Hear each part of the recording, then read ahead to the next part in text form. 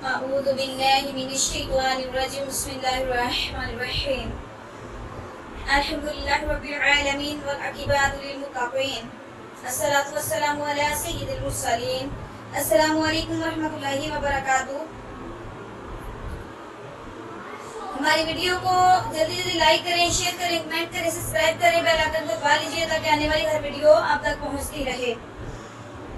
تو ہم کربلا کا واقعہ پیش کریں گے، جیسا کہ حسین رضی اللہ تعالی نیزے پر چڑھ کر قرآن پاک کی تلاوت کر کے بتا دیا کہ میرے نانا جان اللہ کے سچے نبی ہیں اور ان کا دین اسلام کی سچا ہے۔ حسین کون ہے؟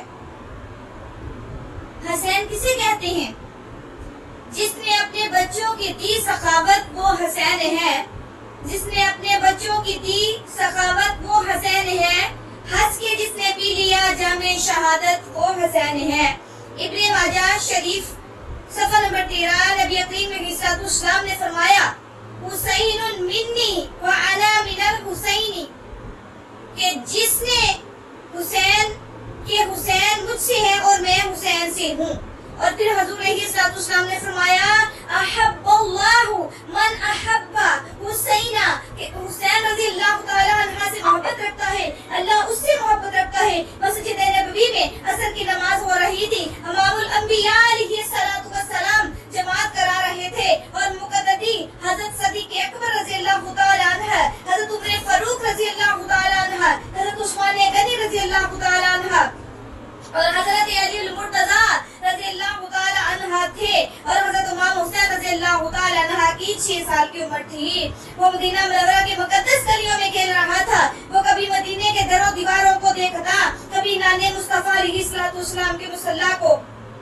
کملی والے آقائے دو جہاں دو عالم سجدے میں گئے تو حضرت حسین رضی اللہ تعالی عنہ نے چھلانگ لگائی تو نبی کریم کے کندھوں پر سوار ہو گئے۔ عرش والے حیران رہ گئے، فرش والے فرشتے دم بخود تھے اور حوریں حیرت اور مکروہ فطرتیں مسکرا رہی تھی۔ جبرائیل پر پکار اٹھا مولا یہ کیا تماشا ہے کہ بچہ حسین امام انبیاء کے کندھوں پر نماز میں اور سجدے کی حالت میں سوار ہو گیا۔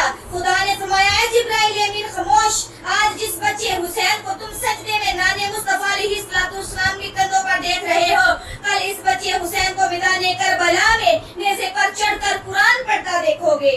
سید المرسلین نے ارادہ کیا کہ سجدے سے سارے اقدس اٹھاؤں، مگر جبرائیل علیہ السلام نے فرمایا اے خداوند کا پیغام سنایا کہ جب تک حسین رضی اللہ تعالی عنہ اپنی مرضی سے نہ اترے آپ سجدے سے سر نہیں اٹھا سکتے۔ کملی والے نے نماز لمبی کر دی اور 3 یا 5 کی بجائے 72 دفعہ تسبیح پڑھی۔ سبحان اللہ۔ حضرت حسین رضی اللہ تعالی عنہ اپنی مرضی سے نانے پاک کے کندھوں پر سے اترے اور ہنستے کھیلتے گھر آگے۔ ماں نے پوچھا بیٹا کیا ہوا؟ عرض کی اماں جان آج آپ کا باپ میرا نانا اور تمام نبیوں کا امام سجدے میں تھا۔ بیٹا کیا ہوا؟ عرض کی اماں جان آج آپ کا باپ میرا نانا تمام نبیوں کا امام سجدے میں تھا کہ میں دوڑ کر ان کے کندھوں پر سوار ہو گیا اور جب تک میں اترا نہیں میرے نانے نے سجدے سے نہیں اٹھایا۔ خاتون جنت نے فرمایا بیٹا حسین رضی اللہ تعالی عنہ تم نے نماز کا خیال نہ کیا، تم نے نبوت کا لحاظ نہ کیا۔ بیٹے نے عرض کیا اماں جان پریشان نہ ہو، یہ ایک راز کی بات ہے۔ ماں نے پوچھا بیٹا وہ کیا راز ہے؟ عرض کی اماں جان میرے نانا مصطفیٰ علیہ السلام نے میرے لیے 72 تسبیح پڑھی اور کربلا میں اس کے بدلے اپنے نانے کے دین کی خاطر میں 72 تن قربان کر دوں گا۔ 4 صفات ایسی ہیں کہ اگر وہ کسی مرد مومن میں پیدا ہو جائیں تو پھر وہ خدا کے اور رسول نہیں، باقی سب کچھ ہیں۔ وہ صفات یہ ہیں عبادت، سخاوت، شجاعت اور شہادت۔ ان 4 صفات کو دیکھو اور حضرت امام حسین کی ذات کو دیکھو، گویا کہ ان 4 صفات کو اکٹھا کریں تو ایک حسین رضی اللہ تعالی عنہ بنتا ہے، اور ان 4 صفات کے مجموعہ کا نام حضرت حسین رضی اللہ تعالی عنہ ہے۔ امام علی مقام کی عبادت کو دیکھو کہ خنجر تلے بھی نماز پڑھ گیا۔ اس کی سخاوت پر غور کرو کہ اپنا سب کچھ اللہ کی راہ میں لٹا دیا۔ اس کی شجاعت ملا خط وہ کہ 3 دن کی بھوک و پیاس کے باوجود 40,000 لشکر باطل کے مقابلے میں ڈٹا رہا۔ اس کی شہادت کو دیکھ کر کے نیزے پر بھی قرآن پڑھ گیا۔ سبحان اللہ۔ اب عبادت اور شہادت کا موازنہ کیا جائے और हकीकत भी खुली है। अबादत है शजर लेकिन शहादत है समर इसका। अबादत है शजर लेकिन शहादत है समर इसका। अबादत है दुआ लेकिन शहादत है असर इसका।